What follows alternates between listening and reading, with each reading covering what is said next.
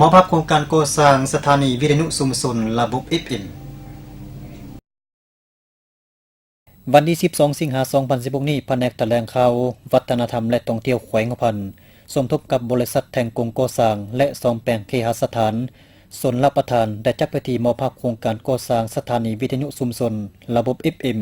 ความแห่งทรง3กิโลวัตต์อยู่ที่เมืองหัวเมืองแขวงพันธุ์โครงการดังกล่าวได้เริ่มดำเนินก่อสร้างมาแต่ท่าเดือนมีนาและสำเร็จลงในต้นเดือนสิงหาคม2016นี้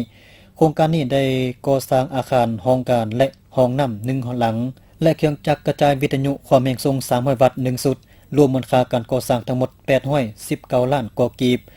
โดยแม่นทุนงบประมาณของแขวงหัวพันธุ์เข้าร่วมพิธีมอบภาพโครงการก่อสร้างสถานีวิทยุชุมชนระบบ FM ความแรงสูง300วัตต์ในครั้งนี้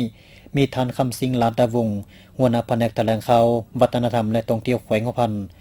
ท่านคำพรพันวงไสห้องเจ้าเมืองหัวเมืองมีบรรดาฐานคณะรับผิดชอบคุ้มครองโครงการคันแขวงเมืองหัวเมืองพร้อมด้วยพนักงานวิชาการเข้าร่วมนำโอกาสนี้ท่านคำสิงห์ลาดดาวงศ์หัวหน้าแผนกแถลงข่าว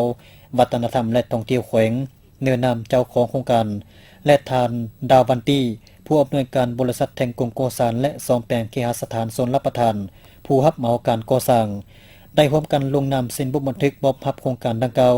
และมอบต่อให้โครงการแถลงข่าววัฒนธรรมและท่องเที่ยวเมืองหัวเมืองเป็นผู้คุ้มครองปกปักรักษาและนำซื้อให้เกิดผลประโยชน์สูงสุด